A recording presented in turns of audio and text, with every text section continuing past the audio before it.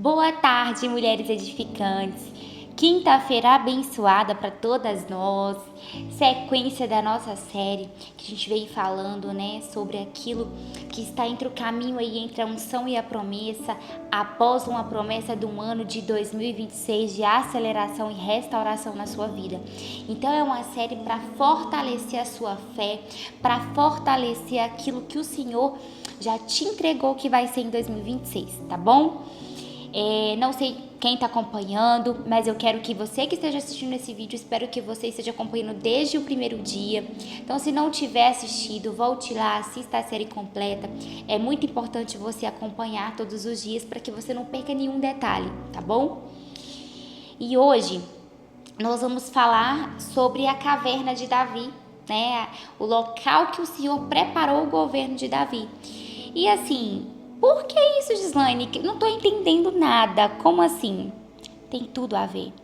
No primeiro dia a gente vem falando de quando a gente recebe uma palavra, quando você é ungido, Davi, ele foi ungido muito jovem pelo Samuel. Ele foi ungido porque o Senhor escolheu ele. Ele foi ter uma vitória, uma luta onde ele matou Golias, mas ele não foi promovido ali. Ele foi perseguido, Então nós falamos no primeiro dia sobre a unção de Davi e até o tempo do cumprimento da promessa, ou seja, demorou-se muito tempo. No segundo dia nós falamos sobre as vitórias que não te promovem, então sobre a luta dele com Golias. E ontem nós entramos na parte da perseguição, onde Davi ele foi muito perseguido por Saul, Saul olhou para ele com comparação, após ver aquelas mulheres gritando, Saul matou milhares, mas Davi matou dezenas de milhares. E isso ali fez Saul entrar num modo comparativo muito grande, porque ele era rei e ele não estava gostando, que um servo dele levasse um reconhecimento. Então, a partir do momento do reconhecimento, aquilo gerou uma comparação e isso vai para um sentido de inveja. Então, muitas coisas na vida de Davi mudou-se, nesse percurso. Saul tentou matar ele com a lança e começou a ir atrás dele. Então, ele teve que fugir do palácio e teve que fugir mesmo geograficamente de Saul. E hoje nós chegamos no ponto onde a gente vai falar sobre a caverna, o lugar onde Deus reconstrói quem vai governar. Se você, mulher, nasceu para governar, se você, mulher, tem um chamado de liderança, se você, mulher, que não seja num púlpito, que não seja numa empresa, mas que seja liderar na sua casa, porque já é um chamado de liderança. Você tem que assistir esse Café Completo, porque hoje nós vamos falar disso, do preparo do governo, tá? Então, vamos ler aqui 1 Samuel 22, versos 1 e 2. Davi deixou Gate e fugiu para a caverna de Adulão. Quando seus irmãos e parentes souberam onde ele estava, foram até lá encontrá-lo. Em pouco tempo, juntaram-se a Davi todos que estavam em dificuldades, endividados ou descontentes, e ele se tornou líder deles. Cerca de 400 homens estavam com ele. E eu vou trazer também o contexto de Miqueias, que a gente tem lido desde o primeiro dia, lembra? Miqueias 4. Miqueias 4, verso 10. Contorçam-se e gemam como a mulher em trabalho de parto, pois ali o Senhor os livrará, ali o resgatará da mão dos seus inimigos. Então é basicamente o que o Senhor fez com Davi. Davi ali, ele se contorceu de dor. Imagina só, você foge de um local geograficamente, você está ali ferida, você está sofrendo, você está totalmente... Você está fora da sua casa, você não tem nada, é a mesma coisa de perder tudo. E aí... Mas o Senhor, ele tem uma promessa de restaurar. Então, aqui o que aconteceu em Miqueias é que, pois ali o Senhor os livrará, ali os resgatará da mão dos seus inimigos. Então, o que o Senhor fez é o que? Guardar Davi o tempo todo. O Senhor guardou Davi em cada instante daquele momento. E ali é o que? Várias pessoas se chegaram a Davi, pessoas que ele começou a treinar e a liderar. E é aí que começa tudo. Então, a perseguição que nós falamos ontem, né, uma perseguição externa. A caverna, nós vamos falar de algo interno, porque a caverna, dentro ali da caverna, foi um preparo para o governo de Davi. E é assim, muitas vezes, é quando você está no secreto, é quando você não está em público, é ali que é o preparo para o que o Senhor vai fazer na sua vida, tá?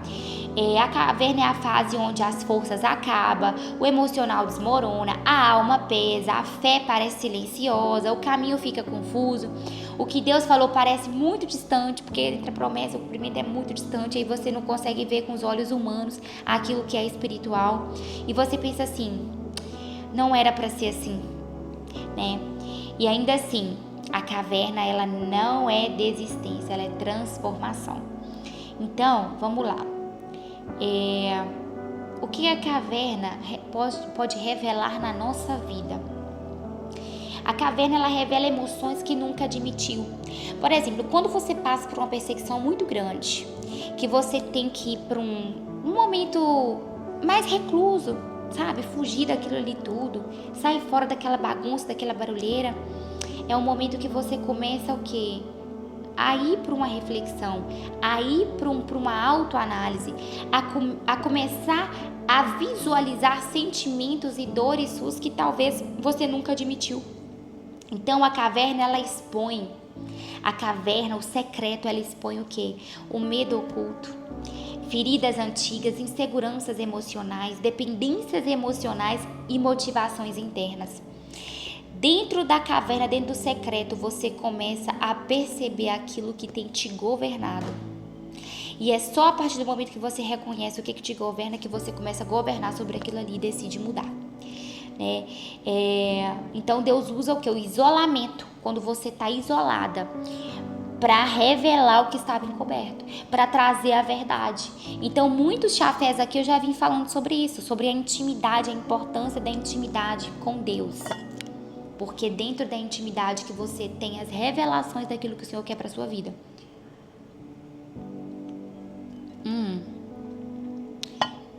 E aí, a caverna atrai gente que também está quebrada. O Senhor começa a te conectar com pessoas que faz sentido ao teu propósito. Quando eu saí do divórcio, endividada, toda quebrada, toda destruída, sem nada, o Senhor aí, quando eu entreguei tudo pra Ele, nessa intimidade, eu falei, Senhor, eu não aguento mais, toma tudo.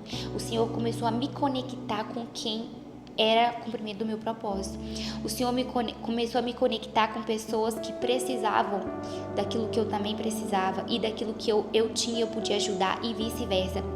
A minha sociedade, por exemplo, foi uma sociedade que foi cumprimento de promessa na minha vida e do meu sócio. Meu sócio também tinha desfeito a sociedade e ele precisava de um profissional da engenharia civil. Então ele precisava de alguém de confiança. Ele já me conhecia há quase 10 anos, porque ele foi meu professor da faculdade. Não, ele me conhecia, na verdade, uns 8 anos. Então ele me conhecia, já tinha me dado aula, sabia do meu caráter. Eu trabalhei em outros locais como é que fala?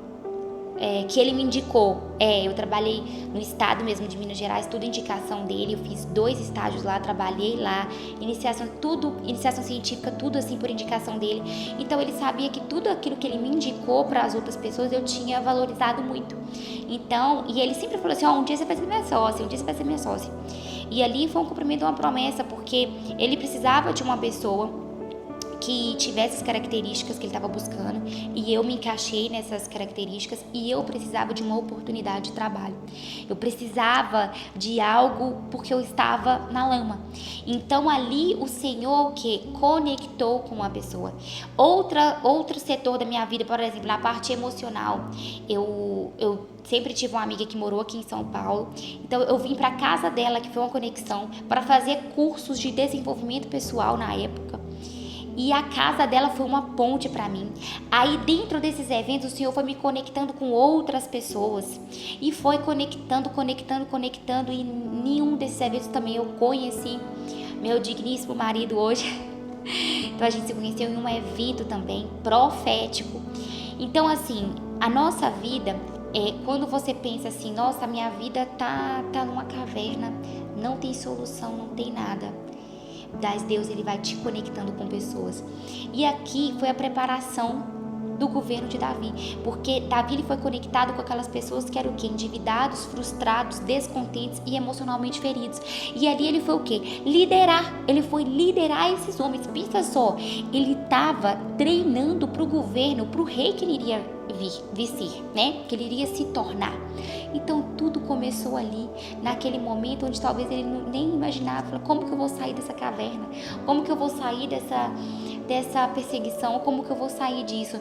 Mas ele tinha o quê? Um Deus, um pai que estava cuidando de tudo. E Davi, ele tinha uma fé e tudo ele consultava o Senhor. Então, a caverna, ela te coloca no fundo para te reconstruir por dentro. Quando o Senhor quer fazer algo muito grande na sua vida, a primeira coisa que ele vai fazer é começar limpando e te isolando. Te isola para limpar toda aquela sujeira, para que ele comece a trabalhar dentro de você, dentro do silêncio, dentro da intimidade, para que você realmente tenha o discernimento e entendimento e comece a andar sobre os passos dele. Isso é muito lindo, né? É muito lindo. Então, aqui, ó, ainda fala mais à frente em Samuel 30, né? 1 Samuel 30, ainda fala: Davi chora até não ter mais forças. O rei do futuro, Davi iria ser rei, mas ele estava o quê? Arrasado, sem recursos, esgotados, culpado e ainda emocionalmente quebrado. Davi, ele passou por momentos que nós mulheres passamos, em momentos que a gente está fragilizada, está quebrada, não está entendendo nada. Davi também passou por isso para ele reinar. Então, não só Davi, a gente pode ver várias referências. Esther, para ela cumprir o propósito dela, Esther era órfã. Ela virou rainha. Olha o que ela passou. Imagina, sem mãe, sem pai. Que tristeza. Esther chegou na beira da morte, porque aquilo ali era uma perseguição de Naamã. Então, todas as pessoas que a gente vê referência na Bíblia passaram por perseguições. Então, por que a gente vai pensar que na nossa vida, entende, algo vai ser diferente? Mas a gente tem que focar naquela promessa. É no ano de restauração, no ano da aceleração, no ano que o Senhor vai fazer assim, ó, maravilhosamente, sobrenaturalmente, infinitamente mais do que os nossos olhos imaginou. Então, a caverna, ela ensina a receber força direto de Deus. Porque quando você está na caverna, você não tem opção de achar que você vai conseguir sair daquilo ali por conta própria. Eu lembro da minha situação. A minha situação não tinha o que fazer. Em hipótese alguma, humanamente falando, não tinha o que eu fazer se Deus não abrisse a porta para eu passar. Não tinha. Todas as portas assim que eu olhava, fechou. Tudo estava fechado, nada tinha jeito, então é o Senhor. Então ali, a caverna, ela te ensina a receber essa força de Deus e ela te faz sentir dependente de Deus. Isso é muito bom, porque quando a gente anda na dependência de Deus, a gente anda no plano original dele, né? Eu falo muito sobre o plano original de Deus, né? O projeto original de Deus, porque Deus é o nosso engenheiro da nossa vida. Então, Davi, ele se fortaleceu-se no Senhor, seu Deus. Quando a força humana acaba, a força de Deus começa. Quando você pensa que a sua força se esgotou, é aí que Deus começa a trabalhar, é aí que Deus começa a mandar as forças dele e você começa a ver a sua vida fluindo, porque a força do Senhor é uma força sobrenatural, tá? Então,